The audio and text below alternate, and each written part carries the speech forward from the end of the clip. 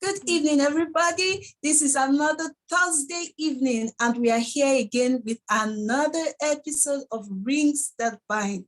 The Art TV show is designed to help encourage couples who are struggling or those who are just getting into the marriage institution to know that they can make their marriage work. We bring in couples to share their stories, what their challenges have been in their marriage journey, how they are overcoming or have overcome. And we believe that these stories will inspire you to do the same.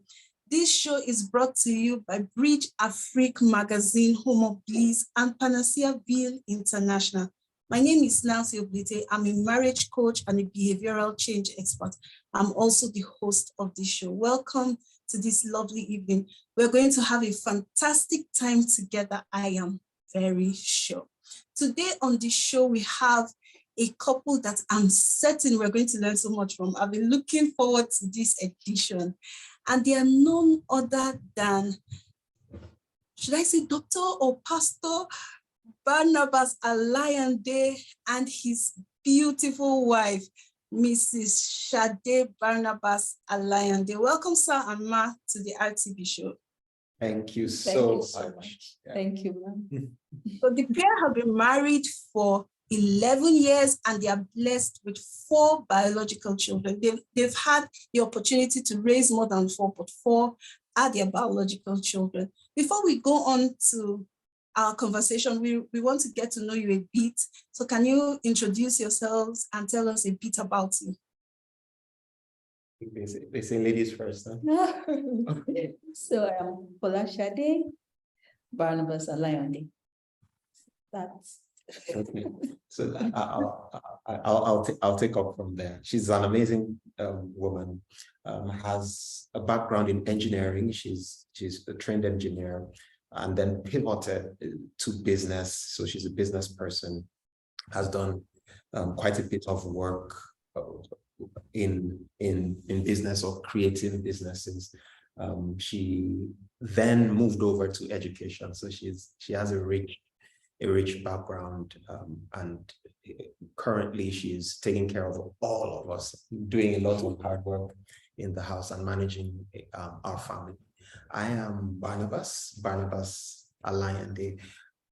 I have a background in surgical care. I'm a general surgeon, actually a global surgeon, and I also have a background in theology, have an MBA in business, and it's a whole rounded thing that we do. So we've had the privilege of pastoring churches, working with children, working with youth and young people for about 10 years now.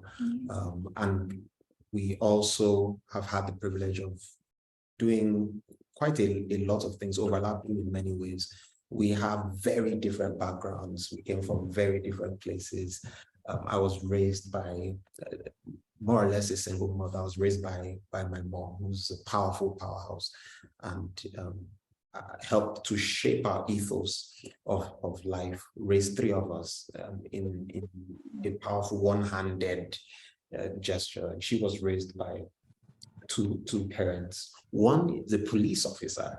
I mean, so the man is really strict. Before you get to their family to say you want to marry, you hear threats like, "I'll throw you down." Yeah. Wow. Yeah. So she came from a much more stricter and controlled household. But at the end, we have come together, got married about 11 years ago, and have had the privilege of starting to raise four children, ranging from 10 to 3. He's going on 10 to 3 years. 4. Yeah, she's 4 now.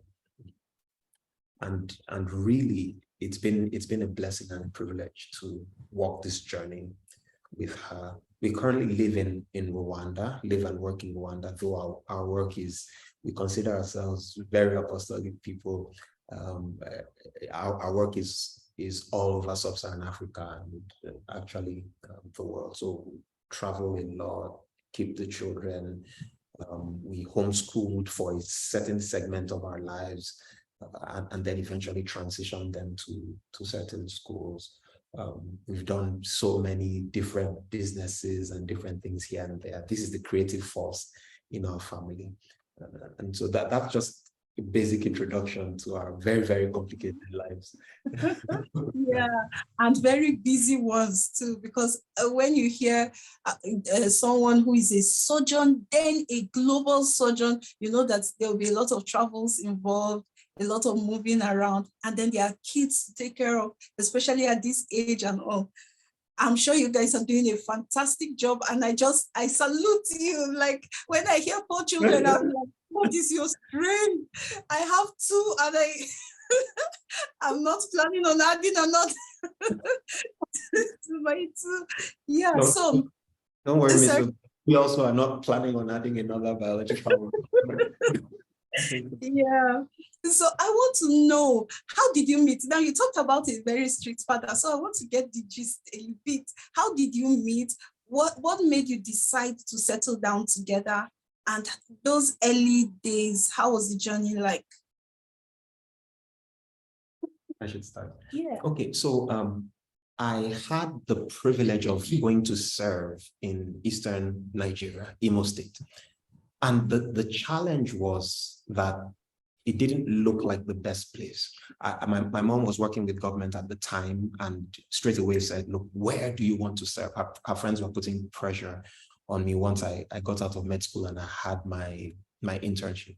So the question was, just name it where. And you know, there are epicenters in Nigeria where people want to go, Lagos, Abuja, Port Harcourt, to make money. And I was dodging answering for a while until eventually the postings came out. And then she gives me a call, where are you posted? And I said, Imo State. She hissed and cut the call. And then eventually called and said, look, we've been asking you to send where you want to go. Okay, go for service, go to the camp. And then when you are done, come back and we'll do something about it. So I went to camp, and on the camp, that's where I first met her. It was one beautiful morning, dark. You know, we're in platoon 5. So we're standing on a queue, everybody at attention with our white shorts and our white tops. And it was dark. You're doing all sorts of physical activity, you're being told to march and things like that. And I started talking to somebody without seeing the person's face, right? The person was right beside me. We were just chatting and gisting back and forth. And then as the sun began to rise, my goodness, you know, this really lovely lady that I'm talking with. And so that was the very first time we had met. And interestingly, that evening we went for fellowship, and you know, we're just new, we're just getting into camp, and sitting around the Bible study leaders table, I see that sister again. You know, I'm stalking her, she's stalking me, and we started to have some conversations around that time. Before we were done, we eventually sat down under a tree, and we're just talking and sharing life with one another, what the vision for life and things like that were. But that was our initial meeting. So if I had not gone to camp, that would have been an issue. And so eventually I got back, and it took a lot of convincing the forces that be that, look, there is a lot of work to be done in this place. And it wasn't just because of her. I felt that where there is need, that's the place where we really need to make a lot of impact. So I started convincing that I need to go back. There's community development work to be done. There were 19 health facilities with no medical personnel staying there, right? So these things were shut up. There was no doctor particularly. So I went back and then was revamping that. But this was my local government where I was posted. And this was her local government where she was posted, right? So there was a boundary. And from then on, a really complicated journey. We probably shouldn't get into it here, because at that time, she was in a relationship, right? Yes, and so we were friends, just friends. And then we finished service, and a number of years later, I just call and I'm like, hey, how are you doing? What's happening? How's your fiance? How are you? And she says, fine. And then a few days later, a couple of weeks later, she calls back and said, I just said fine but really, I mean, the relationship has been over for about 8 months. Ah, okay, I'll be 6 months. Yeah, that's good. and then I waited another 6 months, and then eventually asked her. There is a whole saga to how I asked. I came over to, I was in Jocelyn, she was in Ibadan, I came over and I bought 2 wristwatches. One was male, one was female. And I gave them to her over a lunch somewhere and said, I'd like to spend the rest of my time with you. Wow. I'm giving you these 2 wristwatches. If you think about it, you make up your mind and you feel the same way, please send one back to me. And then we can spend all our temporary time together. Well, she held my wristwatches for a while. I forget how long, but she was thinking, and so probably she needs to tell us why. She eventually. I'm interested in knowing. I'm thinking about the length of time you waited. That kind of patience. I know that many people, when they are in love, they don't wait. They want to get it now. Then 6 months in before you finally asked her out. Wow. Absolutely. I mean, there were a number of reasons. She'll get to this point, but there were a number of reasons why when I met her on camp, I already just sensed that the values of this individual, the personality, and then there was this internal knowing that this is somebody I'd like to get to know and spend good time with. But the complication was that she was in a relationship, and I don't fight, so, just let people. So we were, in fact, at some point she was like, "Don't call me again. I am in a relationship," and so that was it. But I just had this sense that there was something for us together. I met somebody earlier. There are stories I probably should not delve into, but I met somebody earlier, and the Lord spoke to me in my inner witness. It was clear. He says, "Leave her alone. Everything you see in her and more, I have packaged into somebody for you." And so as I began to observe her, there were clear indications. Like there are many lights on a runway that tell a plane that it's time to take off, or this is exactly where you're going to land. It's not just one thing, right? It's a little exposure here, a little character here, a small confirmation here. This person resonating with you in this way. So there were multiple ways, you praying and then you having this sense, in fact, there was a point which I wrote clearly, not just things I desired, but things I perceived in this person down to month of birth. Not everybody will have that experience. You get down to in June, she will appear down to. So there was that clarity for me that this was somebody I wanted, but I was not ready to, struggle and pull her out of whatever decisions she had made, which makes sense. Someone said love is like a butterfly. You can hold it in your hand, like or a bird. You can hold it and squeeze it. You finish it. That's it. But sometimes when you let it go, if it's really yours, God somehow directs it to come back. So I think that having this idea that I'm going to die if I don't get this person, that is, I believe there's a divine hand that guides a lot of these things. And then when you are patient, truly, she was the only person I asked, "Will you marry?" She's the only relationship that I went into. I was waiting, biding time, expecting, and then pushing things out. So let's ask her. So why the long wait after you got the wristwatches? That romantic, like seriously romantic gesture. Yeah, it was romantic, but remember, I was in a relationship. Before that, I just came out of a relationship, and I know that psychologically, when you're emotionally high or low, is not the best time to make any decision. So I needed time to heal, needed time to really know what I wanted, what I was doing. I knew since we were in the camp and we were friends. Even when I introduced the relationship, the person I was dating, when I introduced both of them. But I knew as we began to talk that there was something, because what I've perceived my life's direction was heading towards. There was this alignment. There was this, when he shared his life's vision with me, and with what I've been seeing myself gravitate towards, I saw alignment, and I saw that the relationship I was at that time, there was a lot of friction, not just friction, but like we're moving towards opposite direction in terms of values, in terms of vision, in terms of our perceptions, and a lot of things, a lot of other indices and then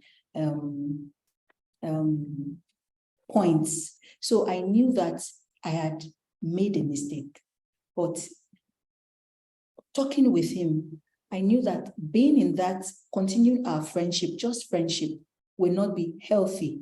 So I needed to, first of all, before we even finish service, separate, cut off the friendship. We were friends, not in a relationship, because I was in a relationship and we were Christians. So I needed to cut off my relationship with him because I felt that I was already in a relationship. So I didn't have his number again before we finished the service. So I told him, I can't be your friend. And especially because the person I was in a relationship with, when I told him, he wasn't comfortable with him. So I said, there's nothing for me to lose. I don't have anything to do with you. The person I intended to marry wasn't true in agreement with you, was not comfortable with you being my friend. So I just ended our friendship. But along the line, with a lot of other things happening in that relationship, I came out. I told the person I was not. After we were done with service, and then he was already on his way. We had gone our ways. But I knew from time to time, there's this knowing from my inner man, from my heart, from the core of my being, that there was something about this person that really aligns with my direction. Can two work together except there's this alignment, there's this agreement, there's this this clicking, this no words, huh? this knowing that there's something we had to do together. There's a direction that we are going the same way. So, and for me, that was it. So when at the end of the day, we got back into friendship and we started talking, and I told him about that relationship that actually I was already out of the relationship, and then we continued our friendship, and he made his intentions known. And then when he came to Ibadan that time, back in Nigeria, and then he told me what he had in mind, which I already knew. I already knew what he was coming for.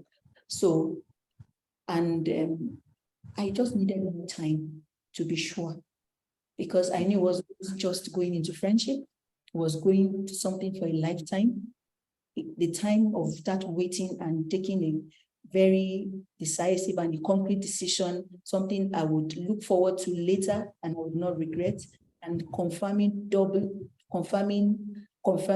and over, doubling, confirming, and checking a lot of things and putting so many things together, and then consulting my mentors, relating it to them, which I missed the first time. It was just a solo relationship. Although it was long, 4 years, where it was solo. I wasn't really carrying my spiritual heads along, my mentors along. But this one, I knew that no, I couldn't just handle it alone. I saw every mentor. I saw every mentor. I went to dinner in every house. I got instructed in many ways. But I picked something very vital from what she said. She learned from the previous relationship things that didn't work. The fact that you were in the relationship alone, many people do not realize that sometimes we get clouded by emotions and we are unable to make right choice. That's why one of my favorite books says, in the multitude of counsel, they say, so when you have people around that hold your hand, that are able to see what you cannot see, they'll be able to point and say, this is not right. I don't think this actually fits, and all. And I think a lot of young people miss this, because there's this craze that, once you love somebody, you shouldn't listen to advice. If you are listening to an advice, you don't truly love the person. So the fact that the both of you were willing to wait, it also speaks of your values, that you are not compromising your values because of feelings. I find a lot of young people compromising their values in the name of, this is how I feel, I cannot deny my feeling. Meanwhile, our feelings are subject to us because we are the king. The feeling is supposed to serve us, not rule us. And so those two things are powerful. I'm so glad that you shared that story, because we have picked something from here already. Yeah, so I want to ask, in your relationship, who is a quieter person?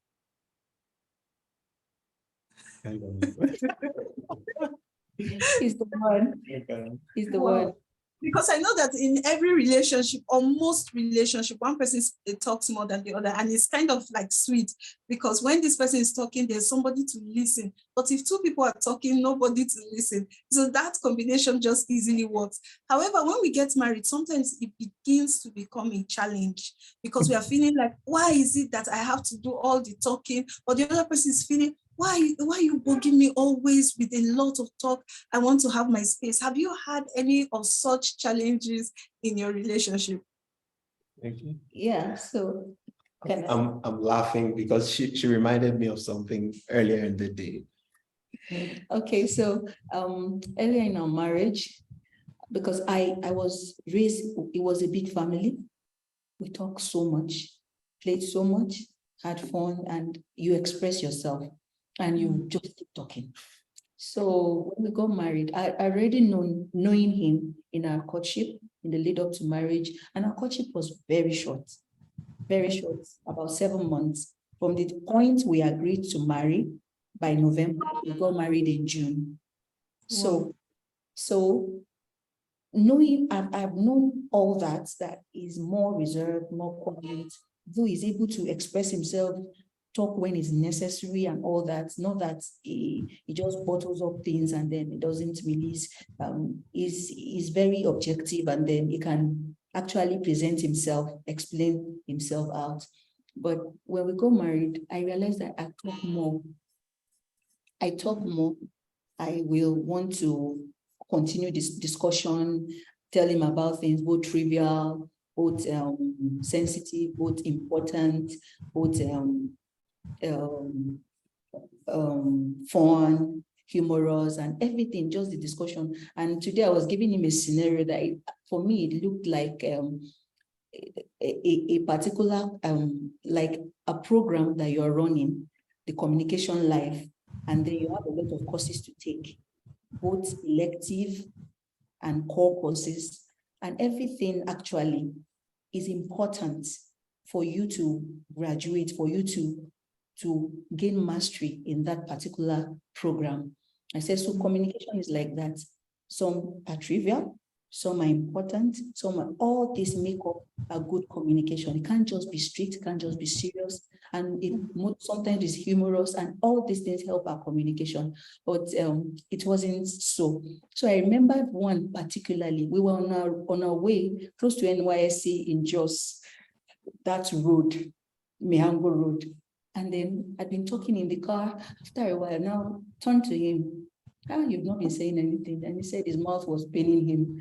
So I wondered that I've actually been the only one really talking and asking and all that. Does that mean I'm the one that, like, there's no...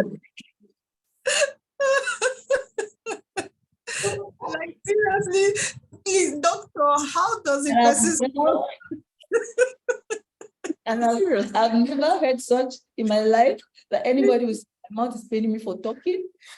So it was all the orbicularis oris, all those muscles, the buccinator, the masseter. And he hasn't really talked much in the conversation in the car, because we are going home, and everywhere cannot be quiet. We should keep the atmosphere, the atmosphere lively and all that. So I didn't like it, and I expressed my concern and my displeasure, especially with that statement that his mouth was paining him. So I expressed myself that I didn't like it. So then, presently, we have come by personal transformation, personal growth, and knowledge. he talks more. I talk less. Like, I don't talk the way I used to talk before, but it's not as just those extremes are no longer, because they were not helpful. They were not helping us, and it cannot help. It can't build a good communication life. And when we are not good communicators, it will reflect in our children's lives too. We can only make a replica of ourselves. We can only bring up children like ourselves. So we had to look into it and began to change, because he has grown like that. I've grown like that. I knew that mine too was too much, and his was so bad. So there had to be a coming to not just a middle line, but a personal transformation individually, knowing that this is necessary, this is important, whether once it has to do with what you have to do with relationships, somebody you love, people you are in relationship with, you just have to communicate.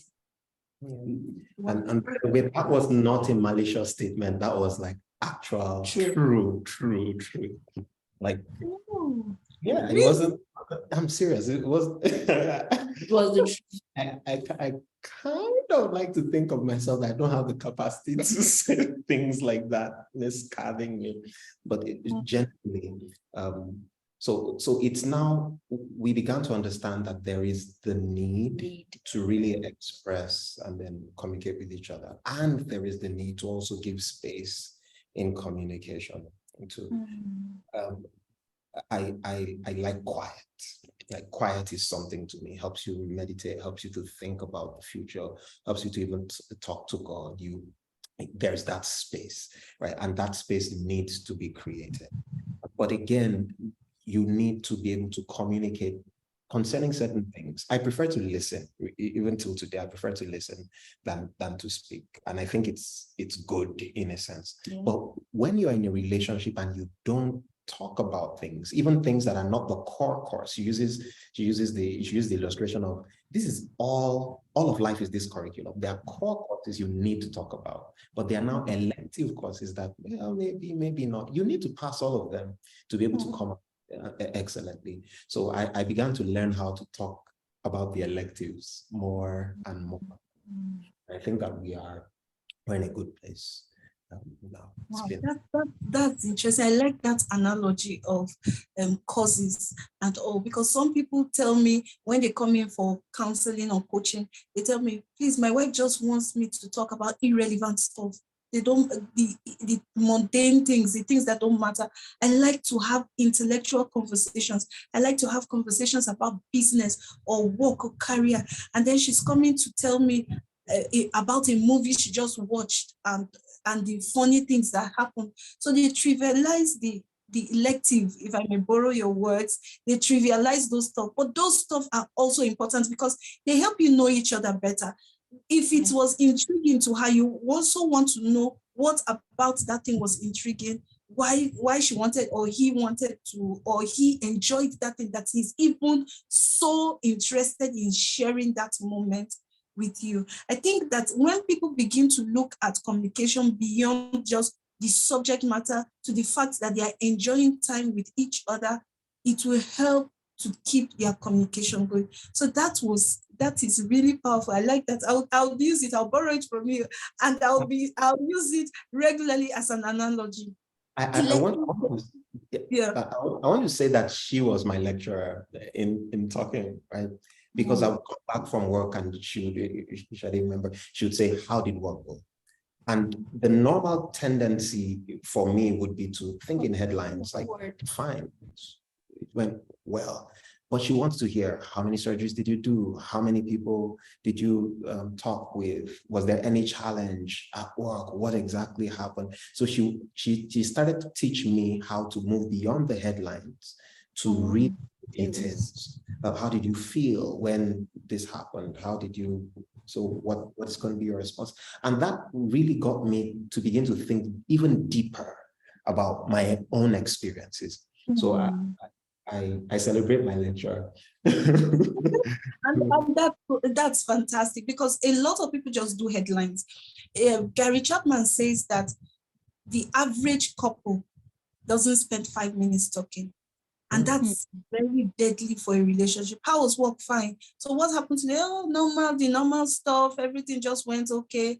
And thank God we are out and we're back home. Just headlines. They are not talking about the experiences they have. And those experiences regularly shape us. Those experiences change our perception about life, our perception about our jobs, our perception even about family.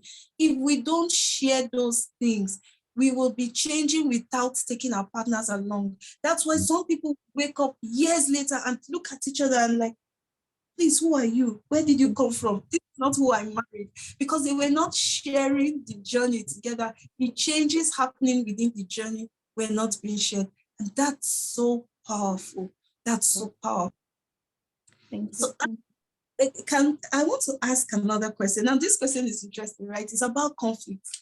I notice that conflict is huge in relationships. Many people find it difficult to manage a conflict. And usually in conflict styles, there are generally 3 styles people use in conflict. One is the fighter. The fighter is they attack each other or go verbal. As soon as there's a conflict, they don't wait. They say what they feel right now, right here. Some may be abusive, yes, others may not, but they just say it as hot as they feel it.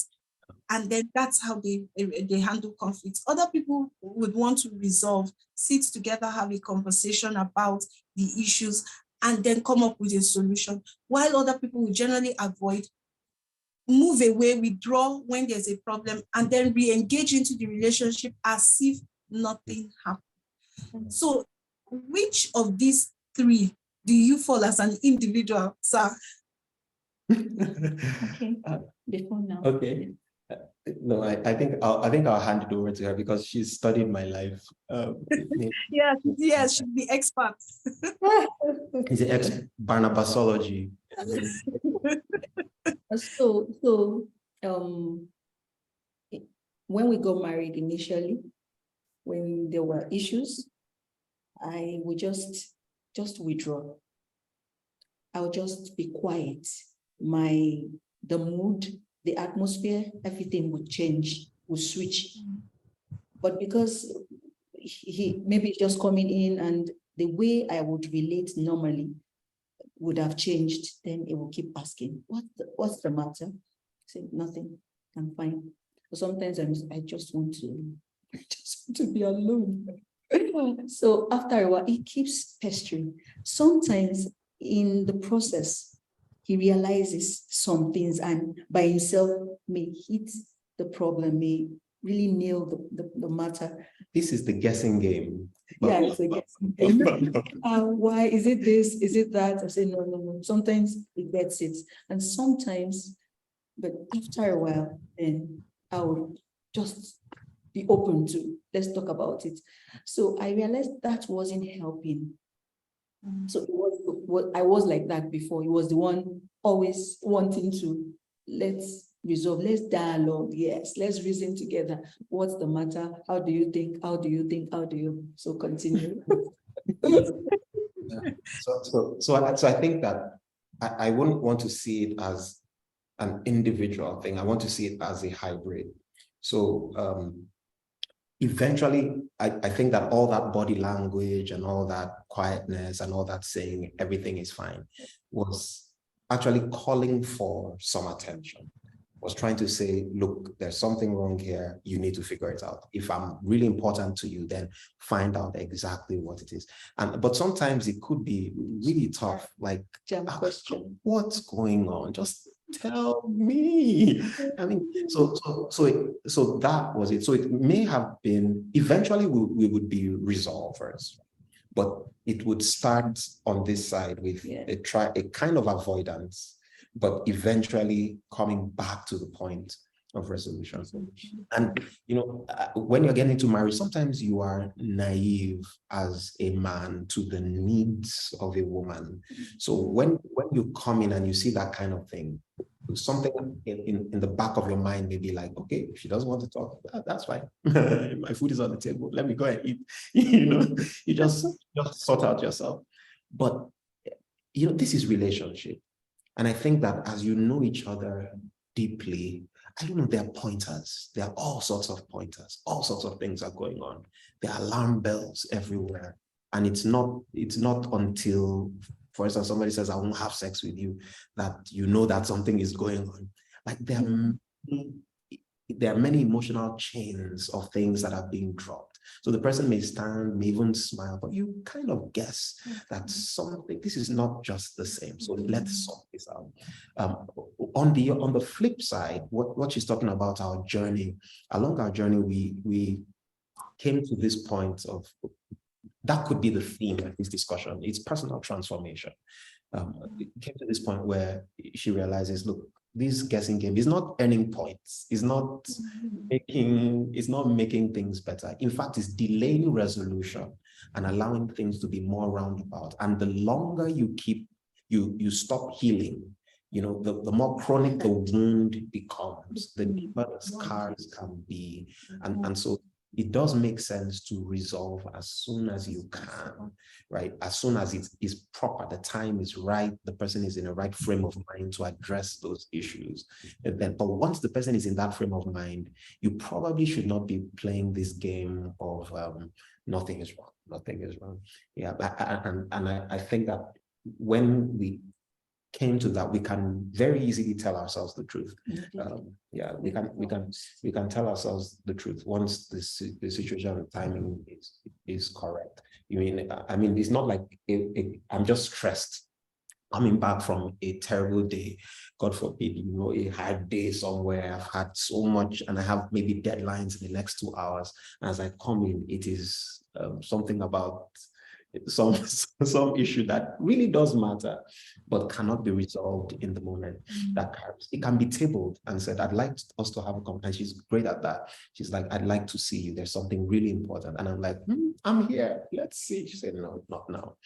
So giving that, highlighting those issues and then dealing with them in a timely manner is something that Yeah, that's so huge. I think that a lot of women do that, especially when we come into marriage earlier, because I also used to do that with my husband. The atmosphere just changes and you ask, and it's nothing. And I think that is probably because when we come into marriage, we are also scared of not becoming the nag, not being the one who always is talking and complaining. So we are looking for softer ways to say what we need to say or get the attention we need to get, because those things, we cannot allow them slide. The challenge is that we don't want to be perceived as the nag. If you are here and you're a woman and you're watching us, now listen, the easiest way to solve it, I've tried it both. The easiest way to solve it is to go straight and say, you know what, I'm not happy about X, Y, Z. Can we sit and have a conversation about it? It's just the easier way. You don't want conflict to linger. The longer they linger, the more permanent their effect may be on your relationship. If you heal faster, your relationship will recover faster. It happens even with wounds. Imagine you have a wound and you just cover it up, you refuse to treat it. The possibility that wound will last longer, in fact, it may get an infection. At the end of the day, the scar is bigger and more pronounced than it could have ever been if handled earlier. So that's the summary of that. And I think it's huge for many women. I find that many women are in this place. So thank you for sharing that. Now, I want you to give me like a typical example of a conflict you had earlier in your marriage, in comparison, that's how you handled it and how you would handle maybe a different issue, but because of the growth that has happened from when you were just married and now that you have been together for years and have come to know each other and also learned and grown. Okay, I think the mindset of, because I realized that one of my love languages is quality time. So coming into marriage, there was this vacuum, this space, always calling for that. And when we were getting married, just started residency and busy calls. But before we got married, it prepared my mind. It was so much that I got to a time I said, stop telling me about this. what? It's too much. I will be busy. I'll go for calls. I may not come home. He told me over and over and over before our marriage. He had prepared my mind, but coming into it and seeing the reality, although I've been prepared, but it was like not. So I would really, really, really try every way to. I wanted that quantitative time. So it was one of the most challenging situations that lingered for a long time. But by growing and then maturing, developing, transforming into better versions of ourselves from time to time, we realized that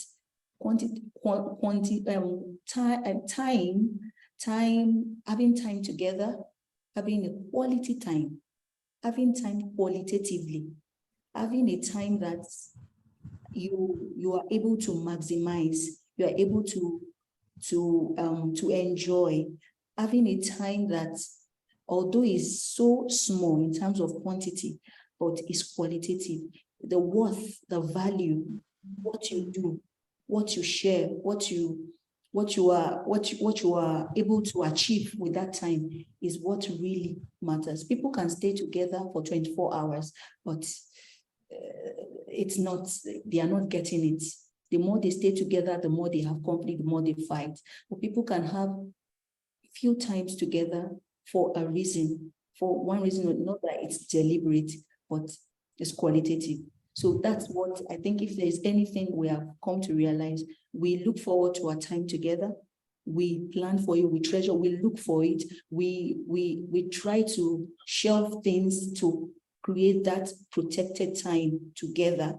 And it is, when we have that time, like the time to look forward to another time is already like set, looking at again. So it's more qualitative than quantitative. So, and that's what really matters. And it's now actually rubbing off the children, on other relationships, knowing that, okay, we may not have all the time, but this one that we have is what we have. We can actually plan it well and make the best use of it. So that's how we've been able to. I remember coming home one evening from the hospital, and she's just waiting. I think we had Jeddah at the time. And the first question she asked me as I walked in the door is, okay, so now where is our place in your life? He said, so now where is our place? Look at this. Where are we? Like from morning till night, and then you're back here. And it's time to probably study or read or prepare yourself for this or that, you know. So that was an initial response. But in response to that, I had to make certain adjustments. For instance, I started coming in, staying with the family, being around, and then when they go to bed, I would now go back and then start whatever study or the work that I was doing. It was a challenging time, but it was more like at initial times, it was more of a frontal attack. But now I think we've gone, I still am busy, to be 1,000% honest. In the last 1 year, maybe we've hit like eight different nations or different like international trips and things like that. And it's not just for a short while. Even within the country, we still do quite a bit of traveling.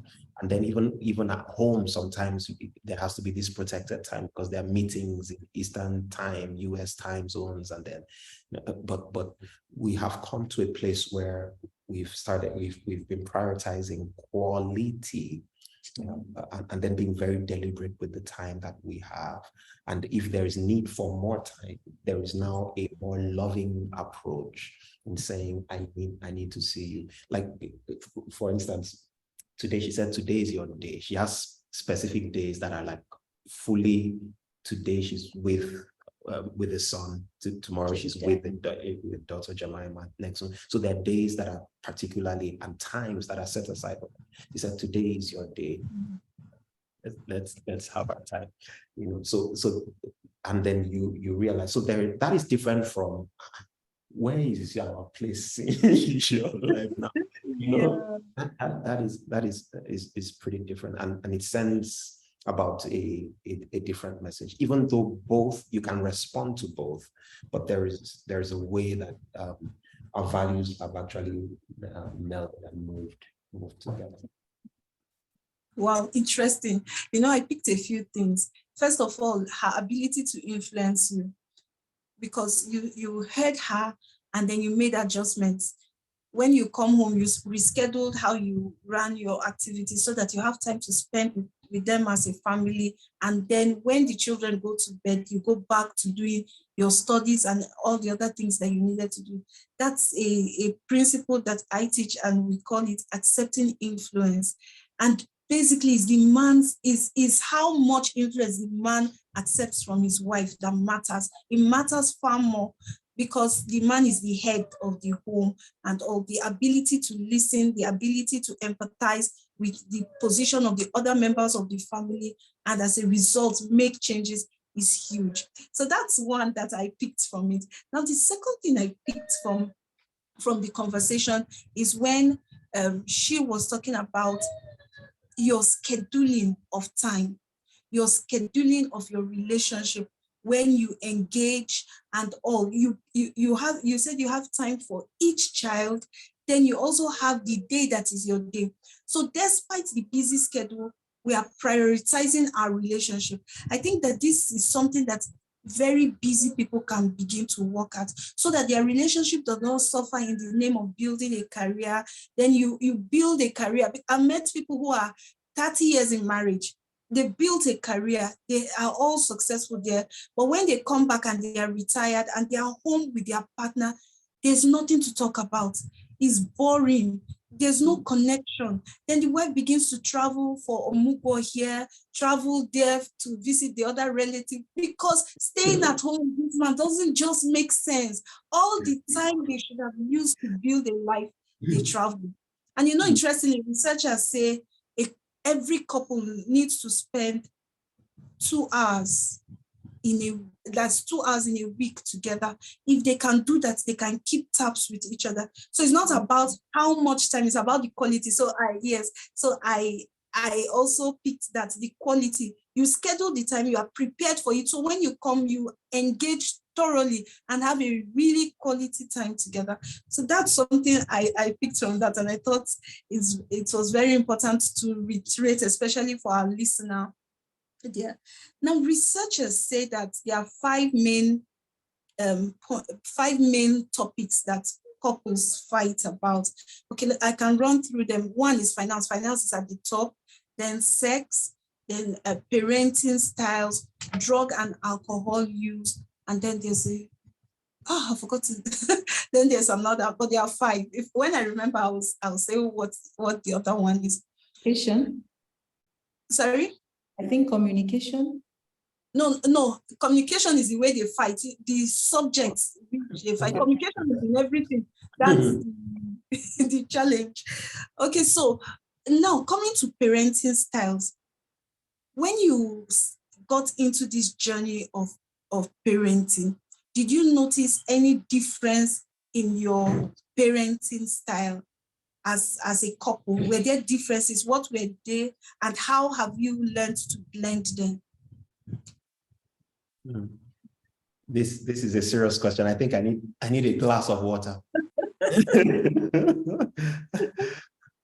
Yes. So our parenting styles were indeed different, very significantly so, because of our backgrounds. Like it was actually as a result of where we were coming from, because there's this tendency to kind of be the way that your parents were.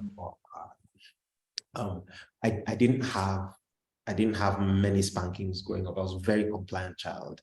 I had, like, you tell me to do something, I do it. I remember the day I cried. My mom spanked me. I don't know what I did. She used a metalloplastic comb to hit me on the hand. It wasn't the pain of the hitting on the hand. It was the pain that my mom spanked me. I did something to hurt her, you know. So maybe we put every child in that mode that they're already self-governed, they're ready to go, they can, you know, they're responsive on their own, etc.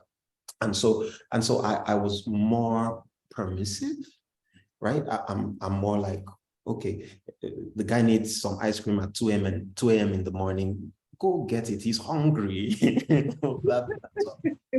But she's like, this is indiscipline. How can you wake up in the night and then you want it? Her dad, police officer. And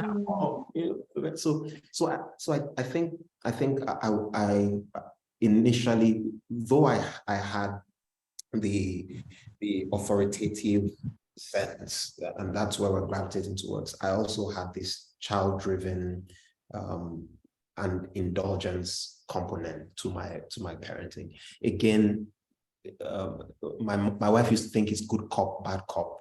Like mommy says, and then daddy now says, but really, there were also some aspects in her parenting that were more like authoritarian, parent-driven, very strict rules, and then punishment, and helicopter, like helicopter raised to power 2, kind of like my child wanting to be involved in everything.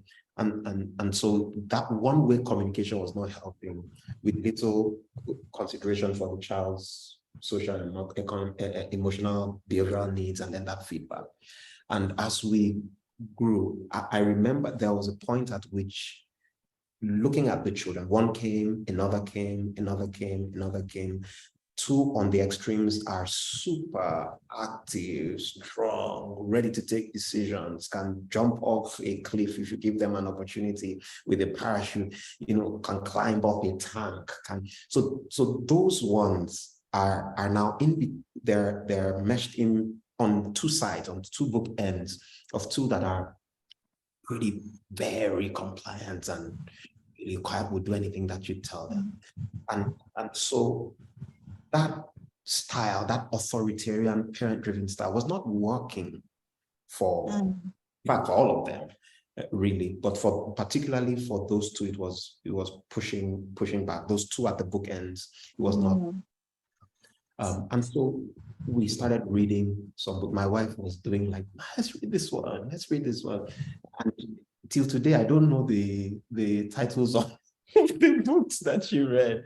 But she would read this, leave it halfway, read another one, leave it halfway. Strong-willed child, and that book by we had 2 pretty strong, particularly the first one. We had a lot of lessons from the first that now moved us more and more towards an authoritative parenting style, where we solve problems together with the child. We set clear rules and expectations. We have open communication. We specifically spend time with them, give them, what are the consequences of your action? This is what's going to happen. So for her, it seemed like I was going soft on the child when I'm moving in that direction, because this is the typical African home she is raised in. For me, it was even a push, because in my home, we did have discipline, but we were like, these are the prim and proper children who would just follow. Mama says this, she says, and she's doing this work alone. So she leaves and she comes back. She is the man, literally, and then she's the one fending and she's the one caring. And so putting all that together, we actually have grown based on the teachings or learnings from the first child. Jedediah has been an experiment, and then it's been like a practical ground, and he really has brought out this. He has stretched. Yeah, those are her words. He's stretched, and then he has brought out this style that is not. You can't be there all the time, finicky details of their life. They need to learn independence, right? And you can't be this strict. If they want cake at 9 p.m. It's not hurting. They are hungry. That's you can't overindulge a child, and then you can't smother the child and not allow his nature. So I was asking her why, because this is transformation, really, and I can testify to it. Before she would like shout when she's pushed the wall, but now I don't hear her voice. Like it may call somebody to a room and then sit down, and then you hear them communicating and talking about an issue. That's generally the way have approached the matter. So I think it's been a push-pull. I think I think based personal transformation and growth,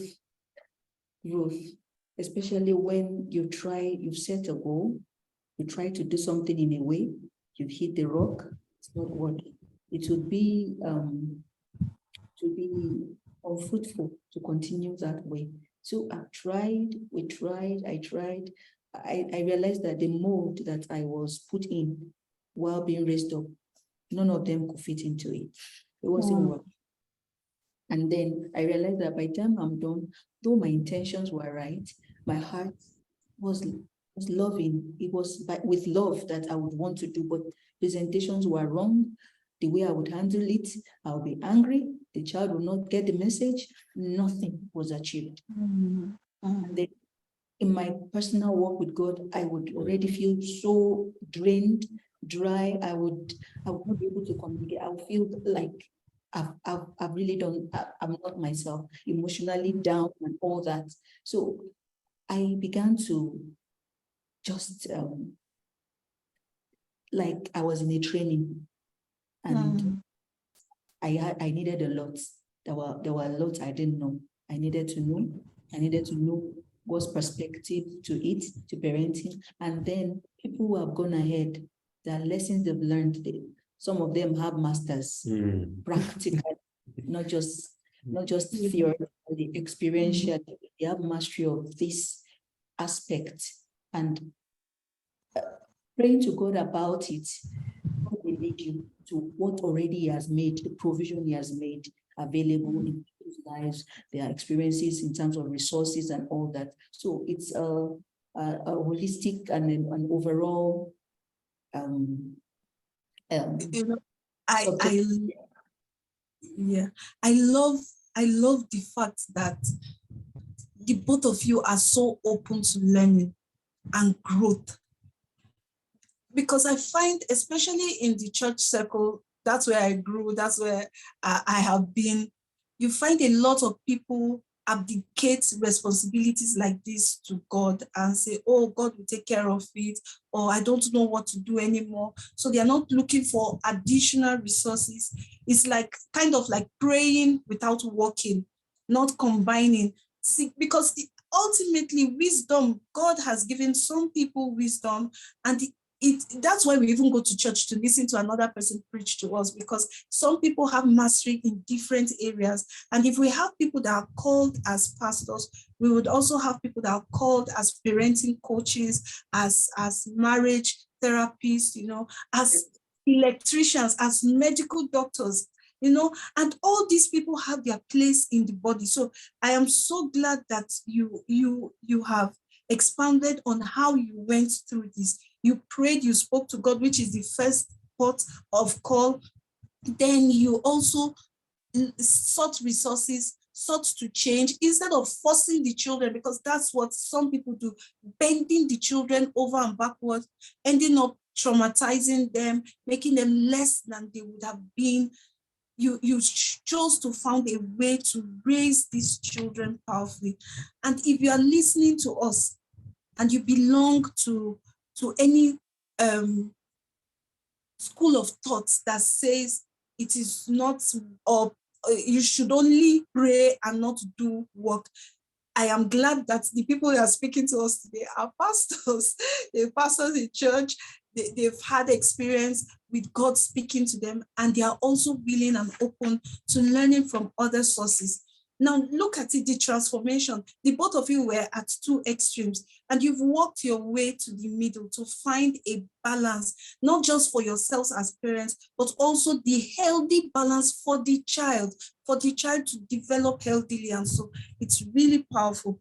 Now, I've heard you speak before, and the both of you have spoken about having a purpose, a family vision. In fact, when you started, you said the first conversation you had together was about vision, was about purpose. So how has that helped you in your parenting journey, knowing where you are going as a family and all? How has that helped in your parenting journey?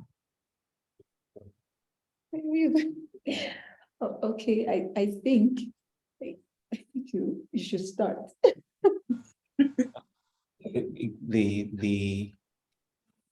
There probably are details that we cannot share very openly, but it is clear right from the get-go. It is really clear what kind of, and I think anybody who's going to a relationship should have this kind of clarity.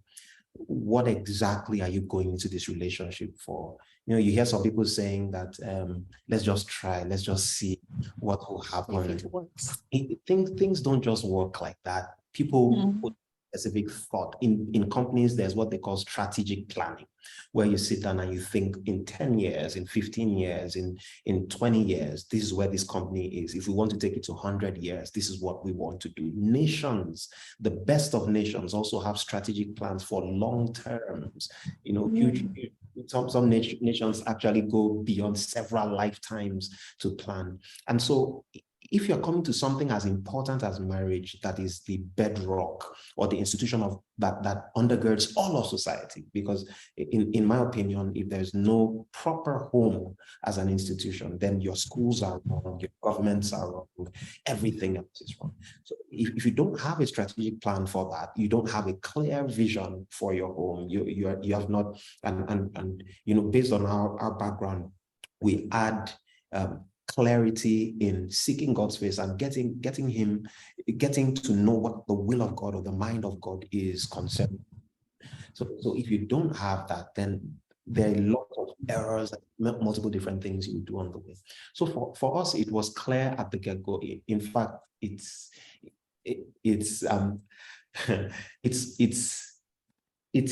with sincerity that we can say we knew the number of children we were going to have. We already had their names in the specific order before they were born.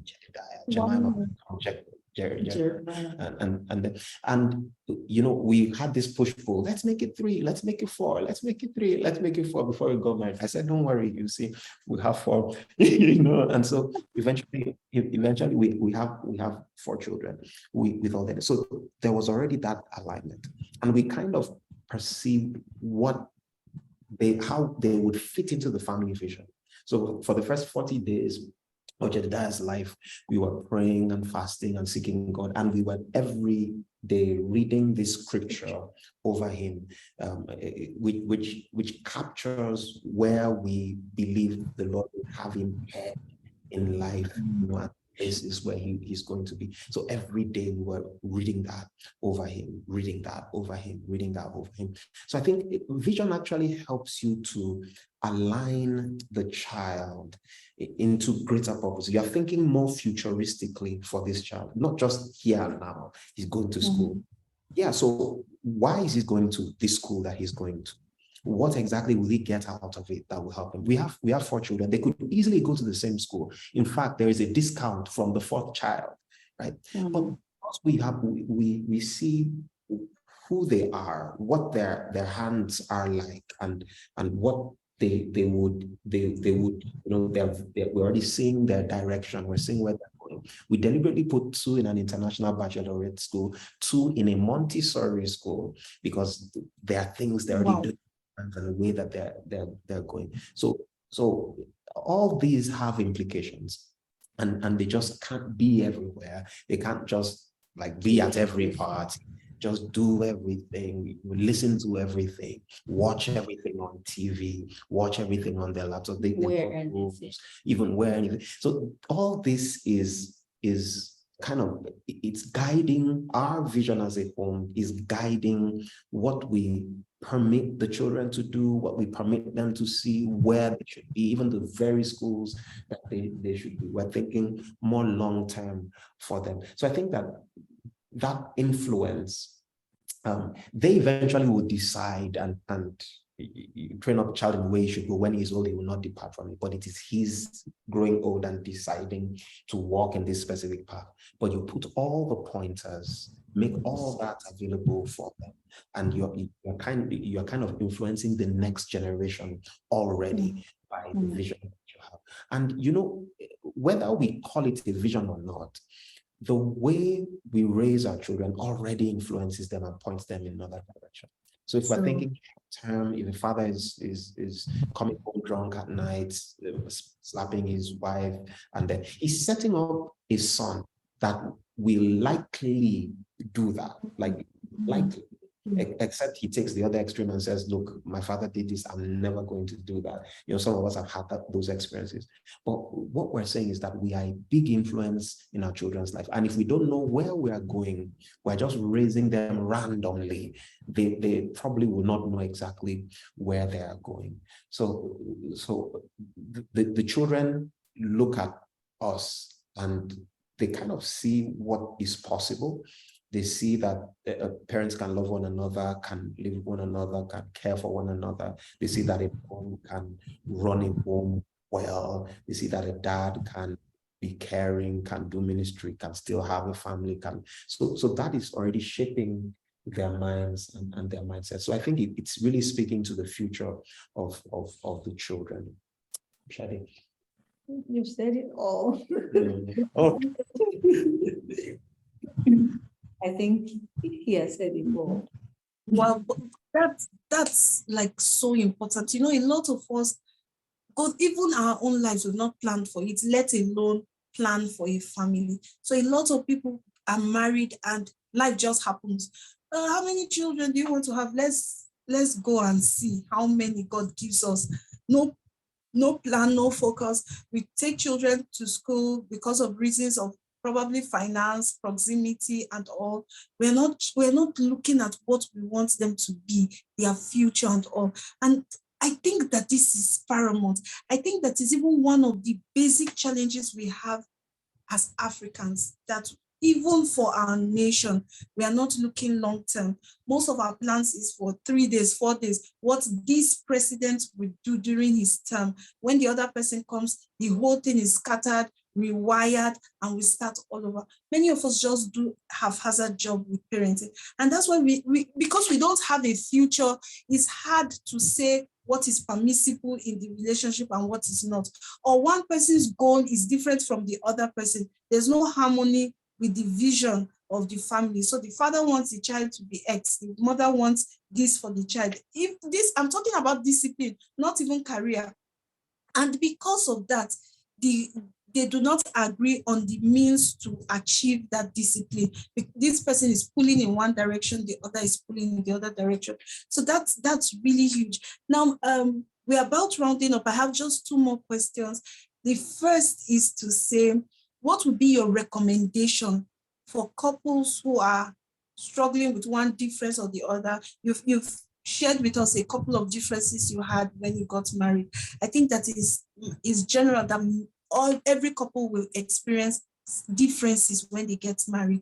What would be your recommendation for them as they struggle to find a way to handle these differences?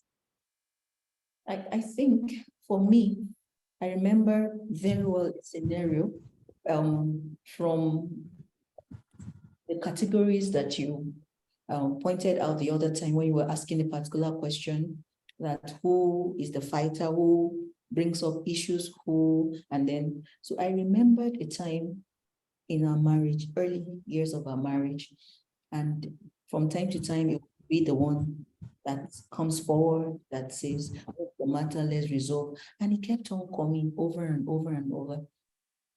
And the change in my life began when I really sat down, because I know I'm a Christian.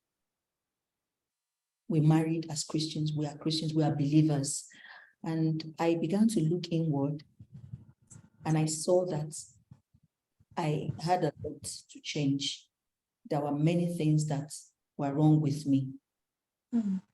I looked inward that if he's the only one that's been coming to me, and the matter has not been that he's the one that has been having all the issues, most of the time, maybe it's 50-50 or it's even more from me, but it will never come from me to come forward to him. I looked at it as something was wrong. And this question was so much on my mind that, are we actually going to the same heaven? So that was the question for something is wrong with me. And that was when the change began. I think before you can change anyone, your spouse, your husband, your children, fellow workers, any sphere of life, because we relate with people. The change has to be with you.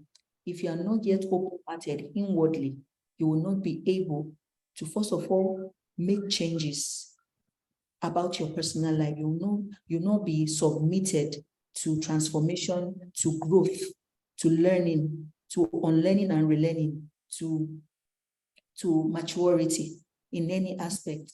Because when it first of all has to do with you and you stop pointing fingers at other people, any other person, whether child or spouse, when you stop doing that, then the change began. The change begins. So I see that from us, each spouse, each person should focus first of all on your personal transformation. Because if you are not transformed personally, no matter what the other person brings, it is like a raw, like iron sharpens iron. But iron, when it sharpens wood, because you are in your raw state, like a raw gold, when iron sharpens wood, it's like the wood will be spoiled.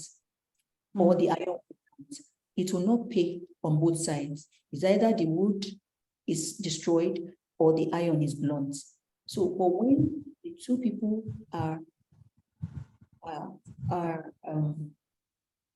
they are growing, they are aspiring to become a better version of themselves, updating themselves, growing, subject to learning, commit to learning, commit to growth, commit to changing from the inside out, then it becomes like iron is sharpening iron, and you are more refined, and you enjoy each other better. You enjoy relationship with others better. The family run better. Your life works better.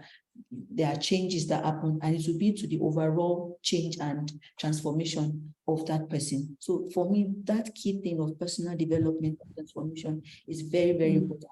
Downplay it a lot, thinking the other person should change, pointing fingers. It doesn't change anything. It doesn't move people forward. So that's one core thing for me. And then because transformation has to do with people, human beings are the most complex of all creations. It takes time, patience. It calls for patience.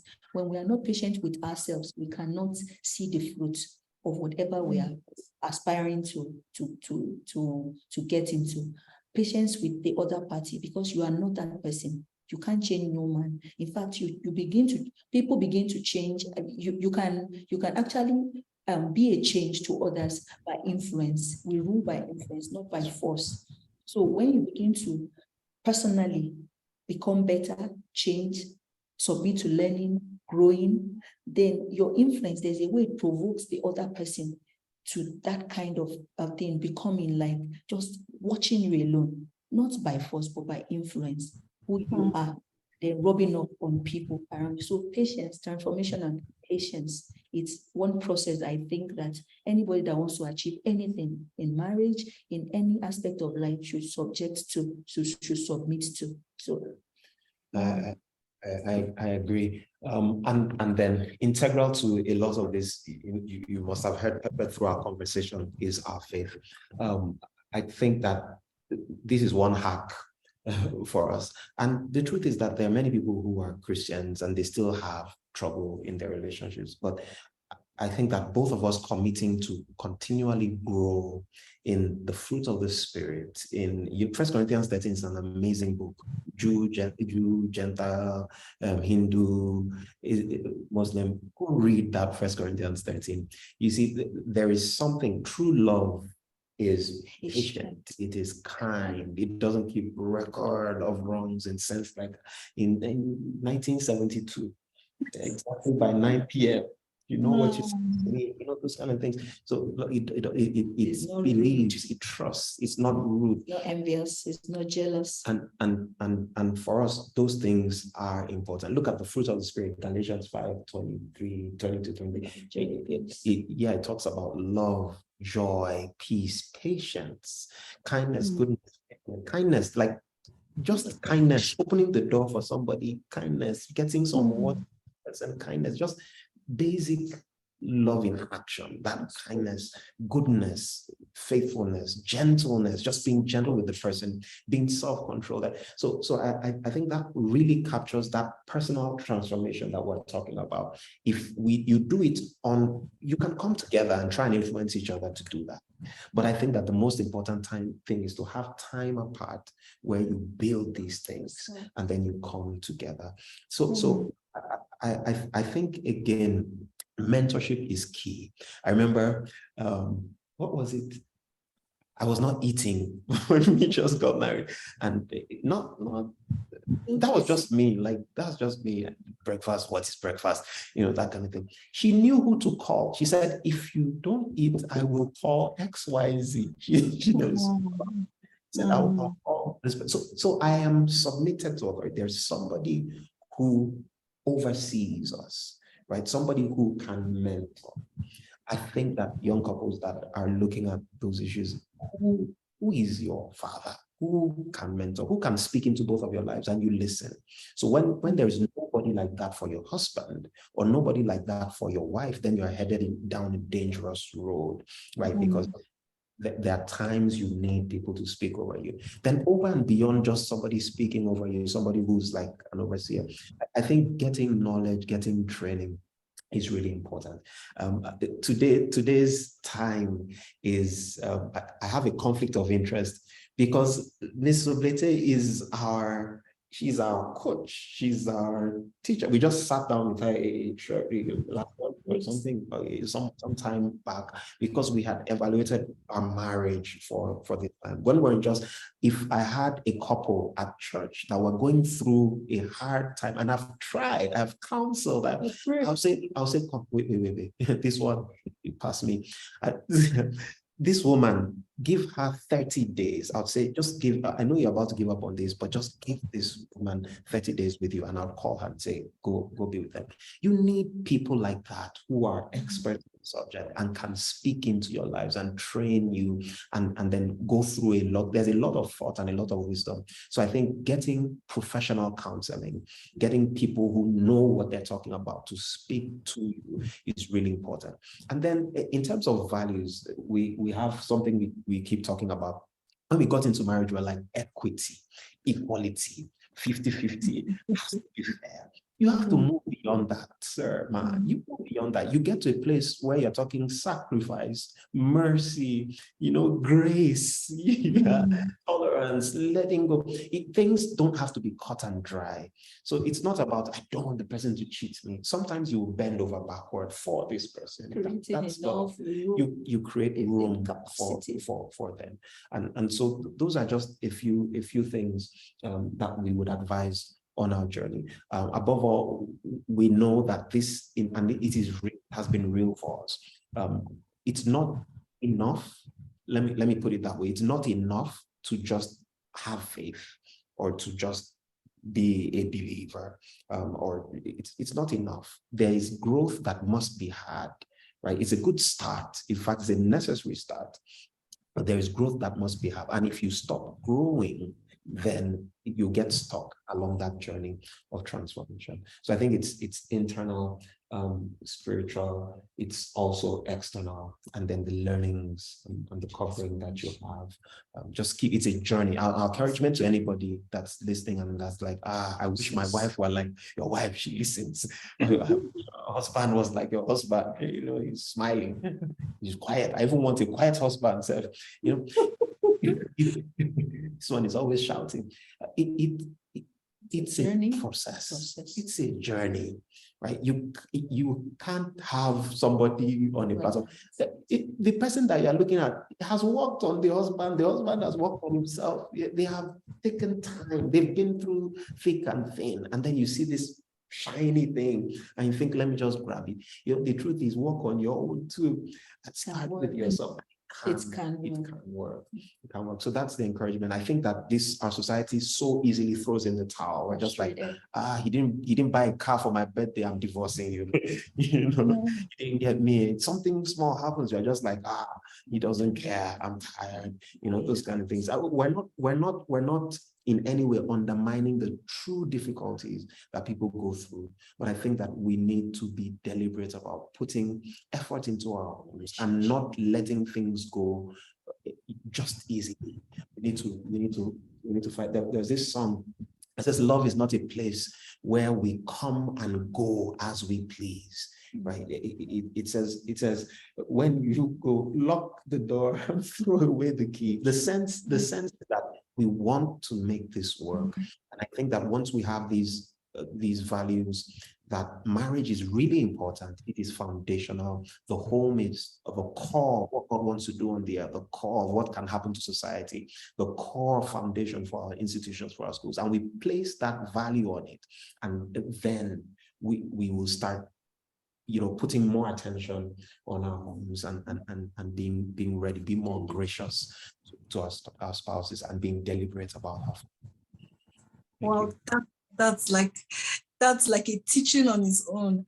And it's so, like you've said so much. I just hope, thank God this is on YouTube.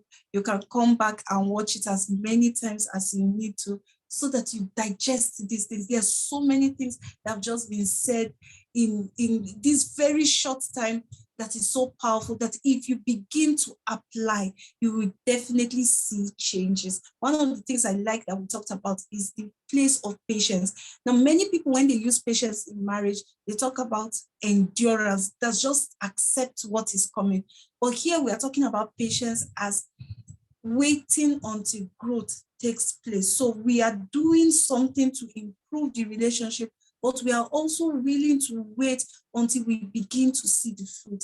And that's the place of patience. There's so much that has been said. So finally, Sir Amma, before you leave, I would like to get your feedback, your opinion about Rings That Bind, what you think, and if you have any recommendations for us. If I think just being here is a recommendation. Really, I think that Rings That Bind, and particularly the staff that are behind it, particularly Miss Obete and then her team, are an amazing group of people who are experts in the subject. And people need to learn, especially for Sub-Saharan Africa, need to learn that this is really, really important. I have referred people to you and your program in the lead up to marriage, especially people who matter to us. I've also referred people who are hitting the rocks, who probably did not do that lead up to marriage there. And we ourselves also, we learn and we glean from what you have done. So this is like an all-out recommendation that there are materials out there available from the team, Rings That Bind, and the team. I think people need to get them. I think that the pre-marriage counseling packages, the packages that are married, they are much more worth it. In fact, the things that you learn are worth much more than anything that you might pay. And then we would like to encourage that you subscribe to the channels that are showing this, and that you make sure that you continue to follow, because this is not just a one-day transformation, right? It takes a lot. It takes a journey, and then be patient with those processes. So our heart, from the depths of our being, with all the recommendation that is possible, we think that there is a lot of spiritual thought that goes into this, a lot of psychology that goes into this, which is a great thing, a lot of expertise. And when you sit with the Rings That Bind team, you see that there is a lot of scientific process that goes into drawing out the ideas and then the thoughts that are forwarded, the concepts that are forwarded. So it's not just some wishy-washy, yeah, we want to do marriage counseling. Be patient. Submit. There is a lot of thought and depth that goes into this, and for that we are careful to say thank you, and we acknowledge the grace of God on your life and the things that you are doing. So please, as many people have one issue or the other, and you need to talk with the counselor, Rings That Binds is very good, one of the great outlets and one of the great places that you can go to learn and to grow. Okay. Thank you so much. Yeah. Okay. Thank you. Bible says, by the truth, and said, and then the fact that another place Bible says, my people perish for lack of knowledge. Knowledge is something that as long as we live, we continue to acquire, not just acquire, but we come to the place of application. That's wisdom. But you cannot have wisdom without knowledge. This is a platform of knowledge. It's a treasure. Something that's when you have mastered or you have laid mastery on whatever aspects, especially the marriage issue, family issue, you can pass it on. You can begin to mentor others, but you can't mentor somebody when you have not been mentored yourself, when you don't know what you want to say, when you have not laid hold or you have not had mastery on that particular thing. And I think that for our complete success, overall excelling in marriage life, there are many opportunities, many platforms, many trainings, many people, many resources, many dedicated people, designated, appointed people, ordained people, expertise, experts, professionals, and Rings That Bind, led by Mrs. Oblete, is one of such. It is rare to combine this knowledge and on the basis of Christ. It is rare to have a spirit-filled, packaged program in the society that we dwell in now. So it means that even when the issue is beyond psychology and physical, there's still provision for you. And when it is something that psychology alone and something that just counseling can solve, because some problems are actually can be solved like that. So it means that there's overall provision for whatever aspects your need may be. So I would encourage everyone, every marriage, every individual that is aspiring to get into marriage life to subscribe to this and to connect with this vision. It is a gift to our generation. I agree. Thank you so much. Thank you so much. I really appreciate you, your time, your support beyond here. Now, one of the things that you did, I told my husband, I was like, wow, this is amazing. The fact that I work with people, right? And then many people come when they're having issues in their marriage and they're looking for help. But then I got a message from you and you said, oh, we are celebrating our anniversary and we just want to do a checkup to make sure that we are covering all bases. If there's something we need to work on and all. And it was just amazing. It was beautiful. I was glad to have that privilege and honor to do that work with you, just to help, and then it's something that we don't do as a people. We don't have a maintenance plan. We don't have a checkup plan. We wait until things get bad before we begin to seek help. But if we have a maintenance plan, we can stop something from when it's insignificant, when we have not even noticed it before it becomes an issue. Thank you so much for your time. I appreciate the fact that you came here today to share with us your experience on Rings That Bind. Listener, I'm sure you have learned a lot. And I am also certain that you will be joining your voice with me as I say thank you once again to Mr. and Mrs. Barnabas Alayande. Thank you.